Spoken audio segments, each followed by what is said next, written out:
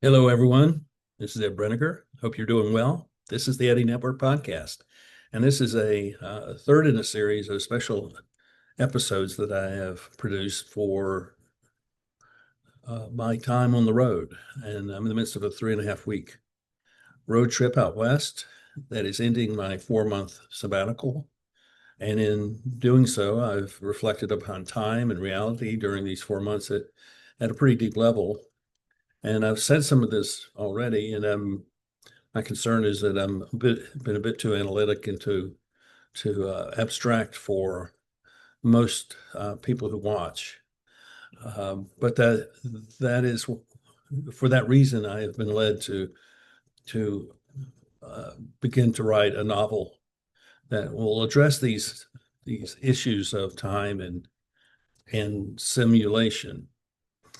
Uh, there are three things about time I'd like to first say. One is that I see that the past is really a representation of generational memory, not necessarily what is in history books, because those are in many sense abstractions or um, articulations of other history books and other things. But when the best of those history books are ones where they have they've captured the generational memory of people through stories and through interviews. And what I find is that the more you dig into your own family's generational history, the more you learn about yourself. But it's not just learning about yourself, it's realizing that some of the emotional boundaries that we face in life, maybe a fear of failure or maybe a fear of intimacy or something like that, are products of things that went on in our families. And, in the best for my own life, the best example of this is what my grandmother, my mother's mother, Helen, told me when I was 12 years old, obviously reflecting on some sets of behaviors that I was practicing as a child. She said, "You may do anything you want, but do not bring shame to the family name." And with that, I was set free to go pursue whatever I thought was the right thing to do. And that's exactly what I've done. And even to this very day. And the fact that I've decided to write a novel is just another expression of my grandmother's permission to go try something that I've never tried before. The starting of the consulting practice in 1995, where I'd never been a consultant, never run a business, is exactly the same sort of thing. Okay, I'm going to jump off this diving board. I'm going to swim. I don't know how to swim, but I'm going to swim nonetheless. I'm going to figure out how to do it. So the generational memory for me has inspired me to do all the things that I've done in my life, and I'm grateful for that. And I think that if we can grasp hold of that generational memory, I think then you can begin to see ways that you can better your life and be more of the person that you believe that you could be, but maybe something that an aunt or an uncle or your grandparents or your parents said to you at some point in time, which was probably ill-advised to be said, has served as a barrier to your own advancement as a person. So the first piece of this time reality matrix, let me call it, is that the past is made up of generational memory. The present is a very complex and conflicted phenomenon in our world because over the last century, increasingly um, philosophers and to a certain extent scientists have wanted us to believe that that the present is really all there is. And it's a strange thing because we're told don't worry about the past, don't worry about the future, just live in the present, just be present. The problem with that is that the present is not an inert, stationary, fixed thing.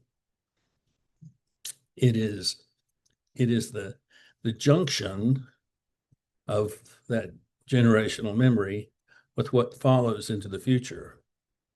And if we treat our phones as sort of the locus of our present, constantly scrolling It means that the present is nothing more than 2 or 3 seconds at a time.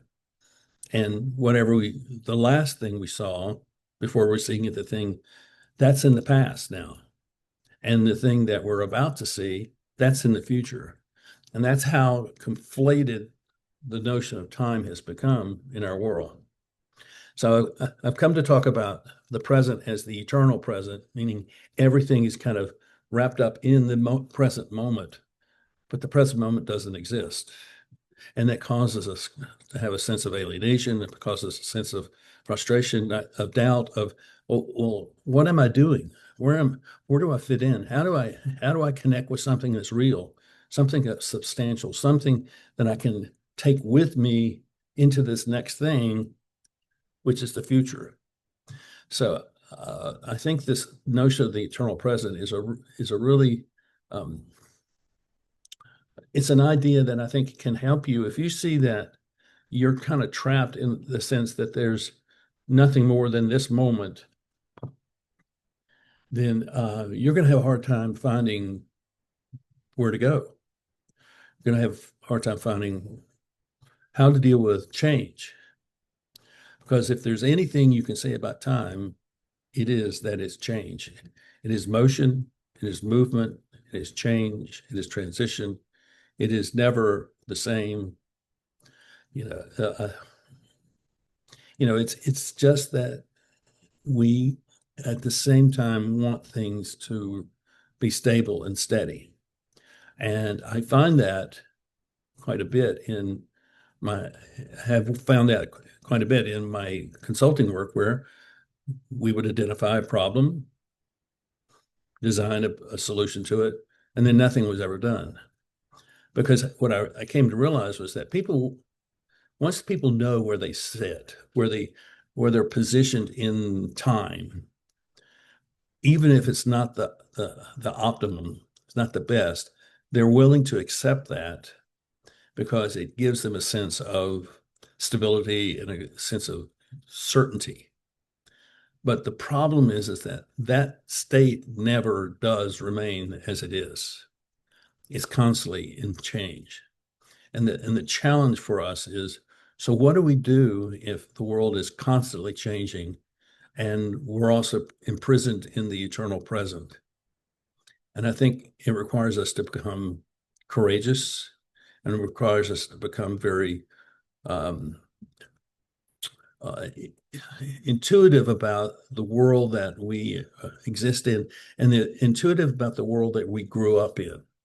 And by intuitive, it means it's really looking beyond um, concepts and phrases, and it may be even looking beyond stories, looking at what was happening behind that story. So I think in generational memory is important, understanding how the eternal present is a form of prison, shall we say. It's a limitation. It's an extreme limitation upon us. So that leaves us with the future. And what is the future? Well, what I see from people is that it's a place of want. I want the future to be different. It's a place of longing. I long for it to be filled with peace and a sense of security. I have desire.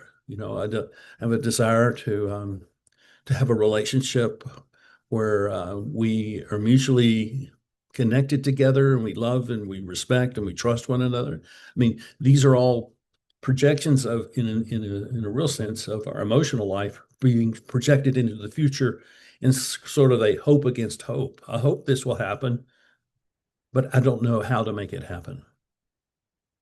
And I think the problem is that we identify the future with all these aspirational concepts instead of saying, if the future is fulfilled for me, what is the effect? So we should be looking at what are the effects that we want to create in the future. So what does it look like to have a relationship, say a spousal relationship with someone where you have mutual accountability, mutual love, mutual trust and respect, where you together are going in the same direction, what does that look like? What is the effect of that? Well, the effect is that there's a sense of peace and a sense of purpose and a sense of movement forward, that there's something that we're going to go do together and achieve together. In another sense, it's like talking about what is the legacy you're creating. I just turned 72 this week, and I don't plan on passing away anytime soon. So it's just a date to me. It's just a number on a calendar. But as I look forward, I fully expect to live past 100, and I'm working to make that happen. But I'm planning to work until I'm 100. I have a goal of publishing my last book on my 100th birthday, which is 28 years from now. Now think about where do you want to be in 28 years? What do you want to be doing? What do you want people to say about you? And the only thing that they will say about you is, well, he was a good guy, and he never achieved what he could. We always believed in him, but something just never clicked. And you hear that about people frequently. So what I'm suggesting is that you draw upon your generational memory. You work hard to break out of the eternal present into seeing that the present is a time of action leading to the creation of effects in the future, which really defines you as a person and create the legacy that becomes the generational memory of the generations that follow you. So in that sense, there's kind of an awkward circle or a spiral that's going through. Now, I've been living with these ideas for nearly 4 months now. And so I started, it just came to me, why don't I write a novel that sets these ideas into a real life context of a family and of the world that we live in. So that's what I've done. The working title is The Simulacra of Time, simulacra being a moment of simulation. And so I have, let me just give you a quick description of what I'm doing. There's a family, mother and a father, and 6 children. The 6 children range in age from 3 to 15. And the difference in age between the 5th and the 6th child is 6 years. So five children very close in age, and then one that's very much detached from there in age. When the oldest was 15 and the youngest was 3, the mother and father's lives are lost in a plane accident. The father's parents, the grandparents of these children, take them in. They adopt them. And the grandfather, who is he's a retired military veteran, served in the military for 40 years, served in both the First and the Second World Wars, decides he's going to take this 3-year-old who is detached in age from the other children and make him his project for the rest of his life. And by making him his project, he's going to ultimately train him not to be a soldier, but rather to be a man who is capable of walking into any situation and performing well. They live on a farm and they hike. He teaches them how to use a mapping compass, how to build a fire, how to cook his own meals out. And so this goes on. And when this young boy, who's the protagonist, and we're hearing this story through his voice, he goes off to college, and in his first semester of college, he has a philosophy class, and the philosophy professor begins the first class with these words: "There is no past nor future, only the now. All that once was considered in time has vanished into a simulation." Now, the boy who has grown up with a grandfather who is rooted in reality is hearing these words. It's very strange, and he thinks, well, they're artificial. This is artificial. This is not real, and yet there's something appealing about it to him. So he goes home first trip home after the beginning of the semester, and he tells his grandfather about this professor. And the grandfather doesn't say much and ultimately says, "So tell me about your professor." And the boy said, "Well, I really don't know much about him." I said, "Well, uh, you know, does he have a family? Does he?" "I don't know. I don't know anything about him." And yet there's this connection there. There's the professor's having some influence on him. And so then his grandfather asked him, said, "Well, tell me this. What do you think he loves? What is it that he loves?" And the grandfather is saying to him, "This is not about romance. This is not about affection. It's not about feelings. This is about what you do." And he says, "What is it that he is willing to sacrifice in order to protect and preserve?" And the boy says, "I don't know." He says, "Well, why don't you ask him that?" So the boy returns to campus and he goes to see his professor and he asks the professor that very question. He says, "My grandfather would like to know this." And the professor says, "I'm not going to answer that question. That's your grandfather's question. If he wants to come here and ask that directly to me, face to face, I'll be glad to answer it to him. But that's not your question. So what do you want to know?" And the boy doesn't know what to say. He doesn't have a question. He's being thrust into this relationship between these two men who are becoming who have both become influential in his life. One who is representative of reality, and the other who is representing simulation. And I think this is a picture of the world we live in. So the boy, he goes through things, and the family goes through things, and so this sets up this experience of this young man as he grows to understand what's the relationship between a world of simulation and the world of reality. And it's not a pure distinction. It's not pure in any stretch of the imagination, but a lot of that is built on how he decides to address the issues of the past, the present, and the future. And so far, I feel very, very good about the way it started. So that's what's coming.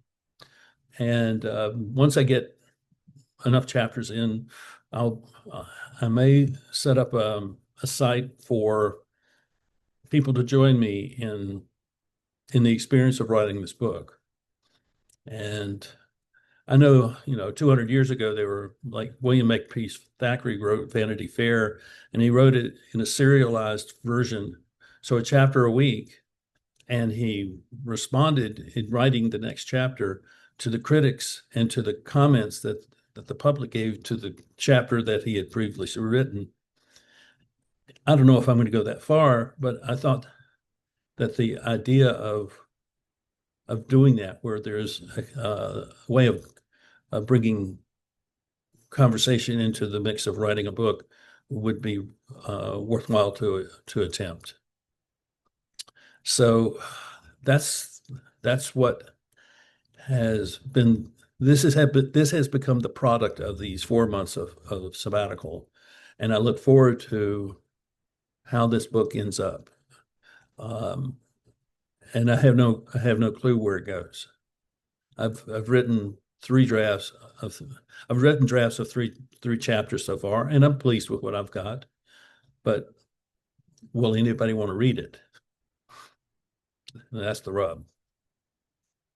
So there's more to say about a lot of this, other topics that have emerged as I've looked at this.